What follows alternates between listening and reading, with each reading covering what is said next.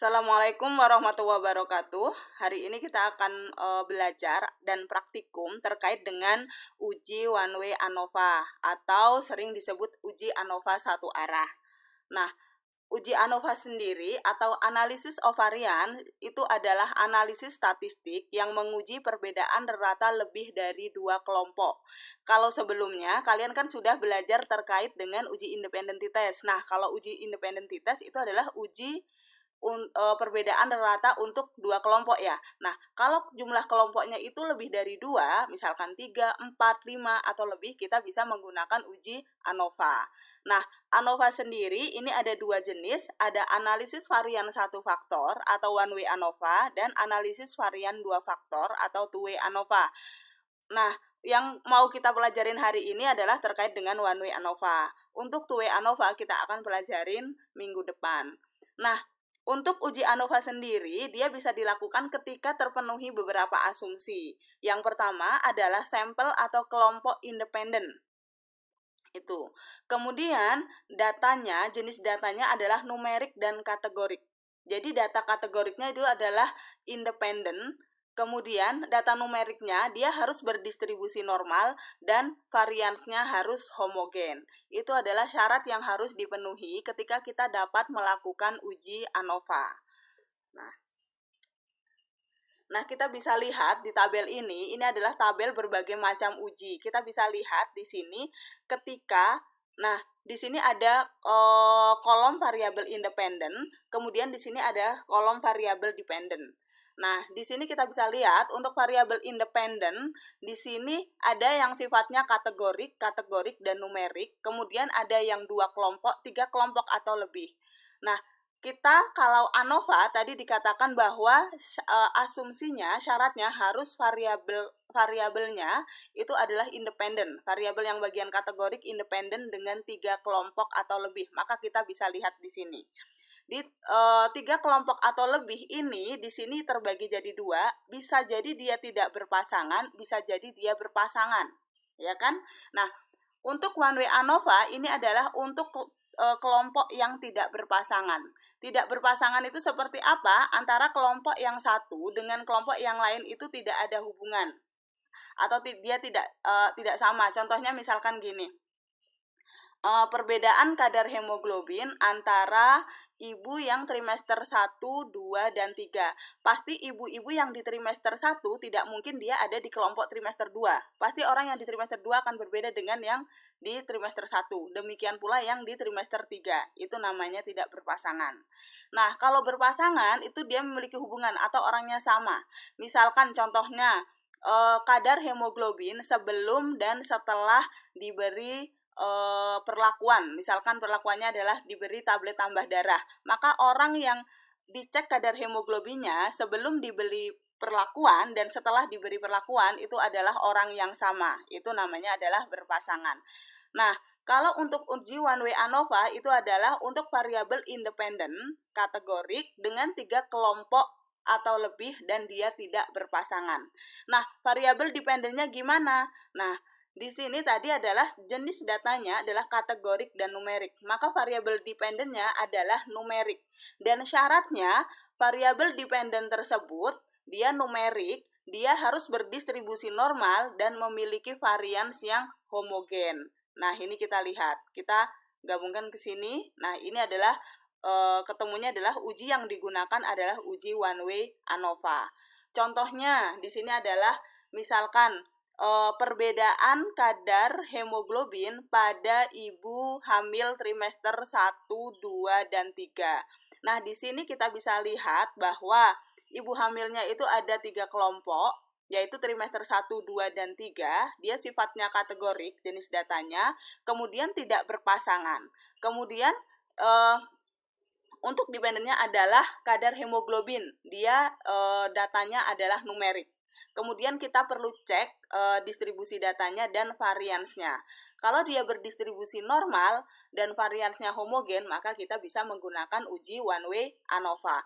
Nah, jika distribusi datanya tidak normal, maka kita adalah menggunakan Kruskal-Wallis. Maka dari itu, untuk one way ANOVA ini syaratnya adalah harus berdistribusi normal dan variansnya harus homogen. Nah, bagaimana sih langkah-langkah uji ANOVA? Oh ya.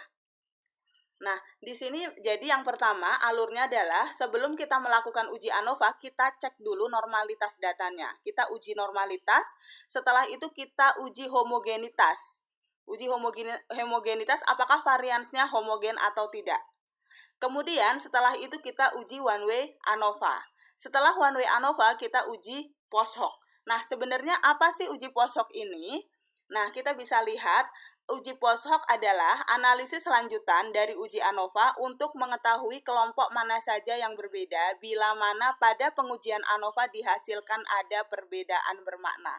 Jadi, hasil uji ANOVA hanya mengatakan misalkan ada perbedaan kadar hemoglobin antara ibu hamil trimester 1, 2, dan 3.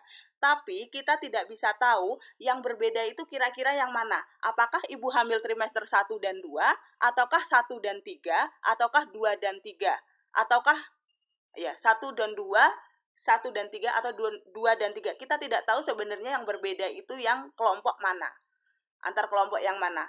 Nah, bisa saja ibu hamil trimester 1 dan 2 ada perbedaan, 1 dan 3 ada perbedaan, tapi 2 dan 3 tidak ada perbedaan. Itu bisa jadi. Nah, maka dari itu ketika hasil uji ANOVA-nya adalah ada perbedaan bermakna, kita harus melakukan uji post hoc untuk tahu kelompok mana yang memiliki perbedaan. Nah, bagaimana caranya? Di sini klik analyze, kemudian compare means, one way ANOVA. Oke, mungkin lebih lanjutnya kita menggunakan SPSS saja. Oh iya, sebagai tambahan tadi ada yang lupa. Jadi kalau misalkan di uji ANOVA sendiri dia hasilnya tidak ada perbedaan bermakna, maka kita tidak perlu melakukan uji post hoc. Jadi uji post hoc dilakukan ketika hasil dari ANOVA adalah ada perbedaan bermakna. Kalau nggak ada, itu kita tidak perlu melakukan post hoc. Kenapa nggak perlu? Karena hasilnya pun akan sama. Jadi hasilnya pun dia akan tidak ada perbedaan bermakna antar masing-masing kelompok tersebut. Oke, sekarang kita lihat ya di SPSS. Nah, di sini ada SPSS, di sini ada data umur ibu hamil dan kadar hemoglobin. Nah, di sini kita bisa lihat untuk ibu hamilnya dia adalah umur ibu hamil. Di sini adalah kategorik ya. Dia dibagi menjadi 3 kelompok, ada trimester 1, 2, dan 3. Kemudian untuk kadar hemoglobinnya dia adalah numerik sifatnya, jenis datanya. Nih, oke ya.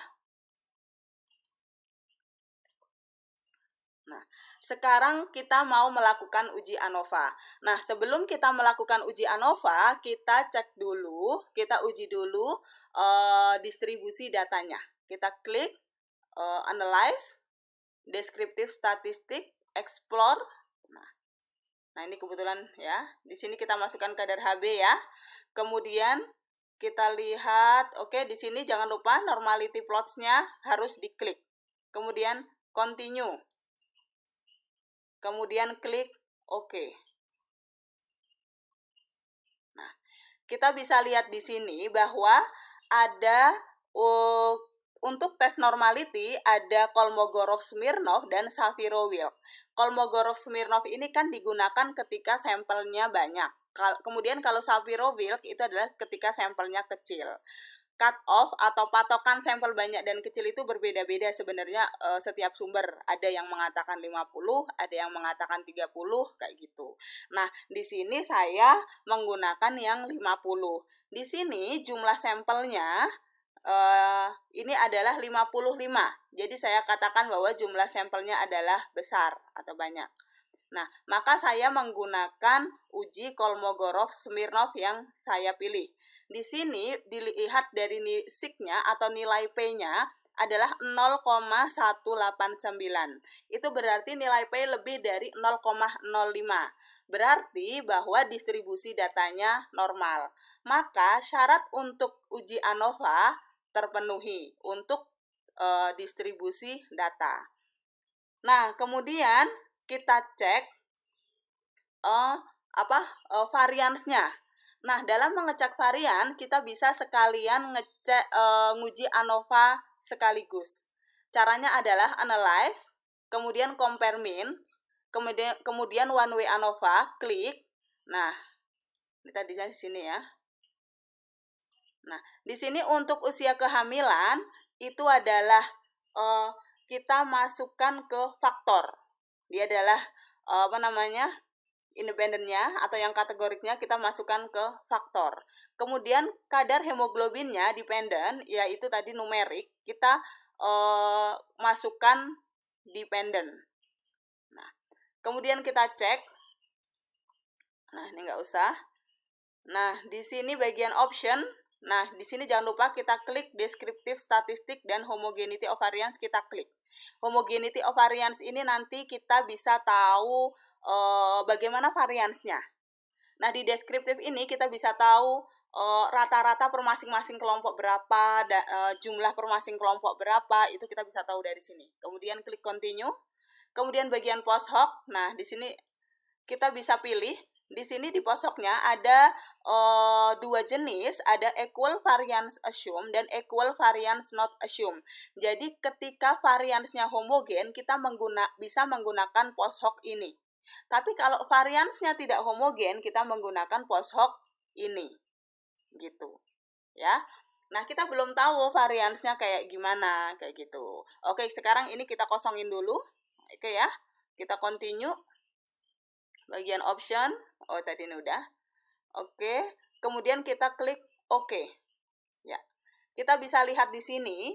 Di sini ini adalah untuk melihat varians, bagian test of homogeneity of variance.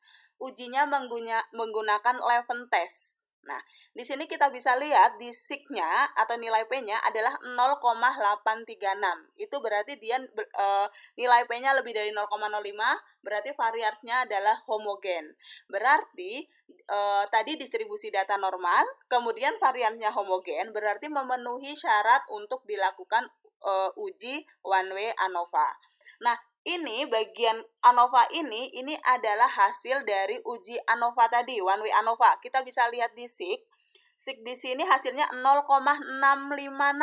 Berarti tidak ada perbedaan bermakna kadar hemoglobin ibu hamil berdasarkan usia kehamilan tadi. Jadi tidak ada perbedaan bermakna kadar hemoglobin ibu hamil pada trimester 1, trimester 2, dan trimester 3. Jadi ibu hamil yang ada di trimester 1, terus ibu hamil di trimester 2, trimester 3 itu nggak ada bedanya kadar HB-nya.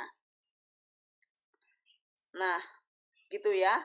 Nah, sebenarnya kalau misalkan hasilnya seperti ini kita tidak perlu melakukan uji post hoc karena hasilnya tidak ada perbedaan bermakna. Ya, tidak ada perbedaan bermakna, maka kita nggak perlu post hoc. Nah, tapi kita coba lihat ya, kalau post hoc hasilnya kayak gimana sih, kayak gitu. Kita coba lihat, iseng aja ini ya. Nah, tadi mana? Complement sama, hanya bagian post hoc ini yang diklik. Misalkan kita coba ya, klik LSD, Benferoni, Tukey, Duncan. Nah, ini biasanya uji-uji yang sering digunakan. Nah, apalagi LSD, Tukey, Duncan ini sering banget digunakan ketika nanti penelitian kalian itu kayak TECPANG. Nah, TECPANG itu biasanya sering banget menggunakan ini untuk tahu kira-kira antar produk dengan formula 1, 2, 3 itu ada beda atau enggak di bagian rasa, terus warna, tekstur, dan lain sebagainya gitu. Nah, seringkali menggunakan ini kayak gitu. Oke, kita klik continue ya. Kita coba lihat. Nah, kita klik ini tadi karena variansnya itu homogen ya. Jadi equal variance assume, maka kita klik di sini. Nah. Oke. Kita klik oke. Nah, kita bisa lihat di sini untuk post hoc test. Nah, di sini ada hasil uji Tukey, LSD, dan Benferoni. Kita bisa lihat di sini. Di sini untuk Tukey berarti di sini perbedaan antara trimester 1 dan trimester 2, trimester 1 dan trimester 3, trimester 2, trimester 1, trimester 2, trimester 3, trimester 3 dengan trimester 1, trimester 3 dengan trimester 2. Jadi kalau misalkan di ANOVA tadi kita udah lihat tidak ada perbedaan bermakna atau ada perbedaan bermakna itu langsung 3 kelompok. Tapi kalau di POSHOK kita udah per masing-masing kelompok ya. Nah, kita bisa lihat antara ibu hamil yang ada di trimester 1 dengan ibu hamil yang ada di trimester 2 itu nilai P-nya lebih dari 0,05. Berarti dia tidak ada perbedaan bermakna antara ibu hamil yang di trimester 1 dan ibu hamil trimester 2. Ibu hamil di trimester 1 dengan ibu hamil yang ada di trimester 3 itu juga dia tidak ada perbedaan bermakna gitu. Dan seterusnya seperti itu. Yang LSD juga nih hasilnya ya. Nah, makanya tadi ketika uji ANOVA itu tidak ada perbedaan bermakna, kita tidak perlu POSHOK karena hasilnya pun tidak ada perbedaan bermakna. Nah, sekarang coba kita lihat bagian Tuki. Nah, bagian Duncan. Tuki dan Duncan ini juga di sini dia ada di kolom yang sama. Ada di kolom yang sama, berarti dia juga tidak ada perbedaan bermakna. Biasanya kalau ada yang berbeda dia akan ada banyak kolom. Di sini kan ada kolom 1, biasanya ada 2, 3 kayak gitu dan seterusnya. Nah, di sini dia ada di satu yang kolom yang sama, ini juga dia tidak ada perbedaan bermakna. Kita juga bisa lihat dari nilai P-nya, nilai P-nya juga dia menunjukkan tidak ada perbedaan bermakna, baik untuk Tuki maupun Duncan. Nah, kemudian ini saya kasih contoh ya. Saya kasih contoh untuk yang ini tadi udah ya sekalian di SPSS. Ini juga. Nah, ini saya kasih contoh untuk Tuki dan Duncan yang dia ada perbedaan bermakna. Kita bisa lihat di sini.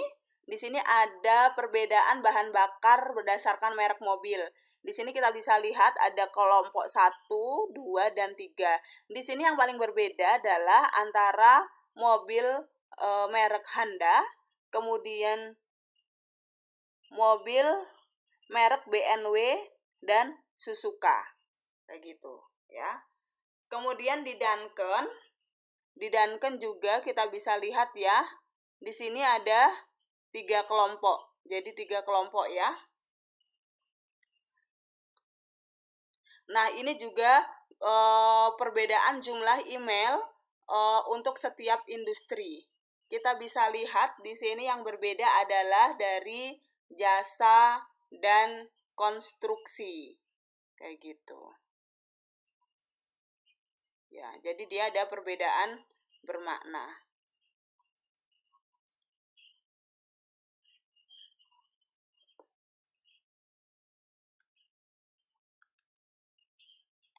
Jadi di sini kita bisa lihat di Duncan di sini, jadi antara jasa dan banking, dia ada di kelompok yang sama, maka dia tidak ada perbedaan bermakna antara keduanya. Antara banking, manufaktur, dan distribusi, dia juga tidak ada perbedaan bermakna. Terus kemudian antara manufaktur, distribusi, dan konstruksi, di sini dia juga tidak ada perbedaan bermakna, kayak gitu. Ya. Terus, kemudian ini sama kayak tadi yang di SPSS.